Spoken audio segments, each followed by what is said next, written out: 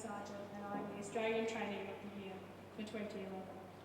Now, before I go into my award and how I came to win it, I'd like to give you a little background information about me. I'm 20 years old and work at the Shire of Katanning as a Youth Development Officer and Personal Assistant to the CEO. I live in a small town called Trainee, which is a sheep and wheat farming community about 300 kilometres southeast of Perth. It has a very small population of only about 5,000 people. My training journey really started off in Year 11, where I had started my TE like any Year 11 student. Halfway through the year, I found myself really struggling and finding exams and study overwhelming. It wasn't for me. I was trying to achieve, I was doing so much studying that it just wasn't working. So it was suggested that I try, by my career pathways advisor, Mr. Trevor Carruthers at that stage, that I tried the TAFE or LET option, where I would still be required to do my TE English, but I would get a Cert 4 in Business Information and Technology. At that stage in time, I was like, if I'm not doing my TE, how else am I going to get into university? It was a real pressure that was put on me at that stage, and it was a big decision, but I decided that it was a good idea going to TAFE, and that it was a really big pressure put on me, and that if I go to TAFE, how else was I going to get into university? In hindsight, when I can compare it to the pathway that many of my peers took, I benefited majorly compared to them. I came out of Year 12 with a Cert 4 in Business Information and Technology and a TE score of 75 due to me doing my TE English. So they classed me as going off to TAFE and doing my TE English. Well, she's responsible, she's completed all her units at TAFE, we'll give her a 75 TR, which is what the vet course is. And in hindsight, I can really say it worked out well for me. I believe if I continued on my TE pathway, that I would have really struggled and not achieved the results that I would have hoped for. Leaving me with only my WACE or WA Certificate of Education. So if I came out of, for example, if I didn't complete my TE, I would have just come out of school with my WACE, which wouldn't have been enough for me personally.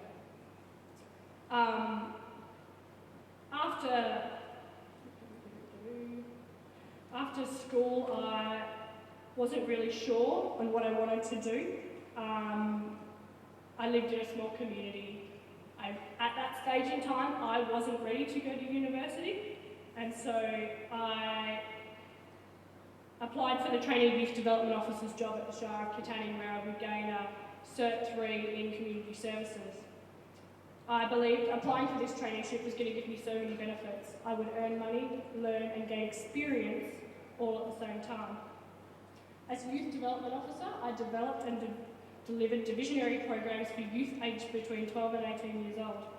The activities included school holiday programs, dance parties, art workshops and BMX and skate festivals. Since being at the Shire, I have been lucky enough to work along many talented and experienced people, some of who encouraged me to apply for the WA Training Awards.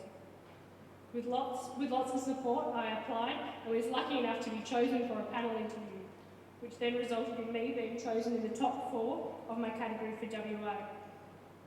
Attending the awards with no expectations whatsoever, I was honoured when my name was called out as WA Trainee of the Year. Standing on stage, I had no idea on what the award entitled, and within 5 minutes of coming off stage, I was given this massive training pack and told I'd be flying to Brisbane to attend the Australian Trainee of the Year Awards. I tell you what, it was a little daunting at first. November seemed to keep up on me quickly, and before I knew it, I was flown to Brisbane to attend the Australian Training Awards. Our team consisted of 8 people, 2 WA Training Awards representatives, and 6 individual category winners from WA. Over the course of the week in Brisbane, we attended personal development lectures, group dinners, and prepared ourselves for the most important part of all, the interview. Interviews were held on the Thursday before the Friday night awards. Thank God I was second on the list, otherwise I think I might have psyched myself out by the end of the day, which I still managed to do. Friday came along quickly, and 10 class category, and it was a long and tiresome wait standing on stage with all my other category winners. We were awarded with runner-up certificates before the 2010 winner made her way to the stage with Peter Collier to present the Australian Trainee of the Year. I can specifically remember not being able to see too much on stage due to the lights being so bright, and when my name was called out as Australian Trainee of the Year, I felt a little ill and excited all at the same time.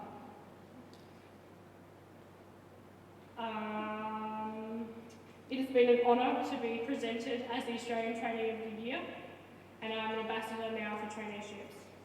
Over the course of the award, I have had the chance to network and meet many amazing and inspiring people. The award has opened many doors up for me, both personal and a professional level. My goals and aspirations as a training ambassador is to promote TAFE pathways both in the education and workplace industries. TAFE not only offers an adult learning environment for anyone of any age, but a nationally recognised certificate, which does not expire and can be used anywhere in the world. TAFE should no longer be seen as second class, and is now recognised as a major stepping stone in someone's career and personal development. TAFE is what got me to where I am today, and I am proud and honoured to be standing here telling you my story. Thank you.